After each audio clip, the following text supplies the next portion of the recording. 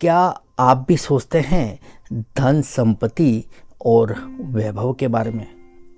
तो ज़रा अपनी कुंडली को खोलिए और देखिए, इसमें छिपा हो सकता है इसका राज। नमस्कार दोस्तों, मैं आनंद शर्मा और आप देख रहे हैं ज्योतिष विद आनंद। आज इस वीडियो में हम 3 ऐसे योग के बारे में बात करने जा रहे हैं।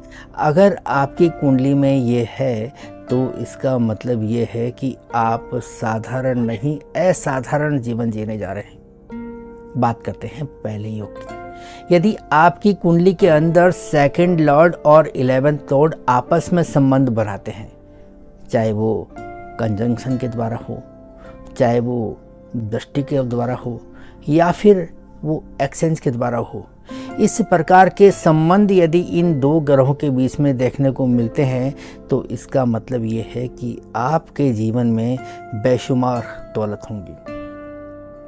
ये योग आपको धन और सभी ऐशो आराम ला कर देगा। आपकी सभी इच्छाओं की पूर्ति ये योग करवाएगा। अब हम बात करते हैं दूसरे योग की। ये योग एक प्रकार का राजयोग है। यदि आपकी कुंडली में 11th लॉर्ड और 10th लॉर्ड आपस में संबंध बनाते हैं तो ये योग आपको सत्ता, शोहरत और सम्मान सभी कुछ ला कर देगा। अब बात करते हैं तीसरे योग की। यदि आपकी कुंडली का 9th लॉर्ड केंद्र में स्थित हो और अच्छी स्थिति में हो और साथ ही साथ 11th लॉर्ड की स्थिति कुंडली के अंदर बहुत सशक्त हो, तो इसका मतलब ये हुआ कि माँ लक्ष्मी की कृपा आपके घर दस्तक देगी। और अगर ये तीनों योग आपकी कुंडली में है तो यकीन मानिए आप एक मिलीनियर होंगे।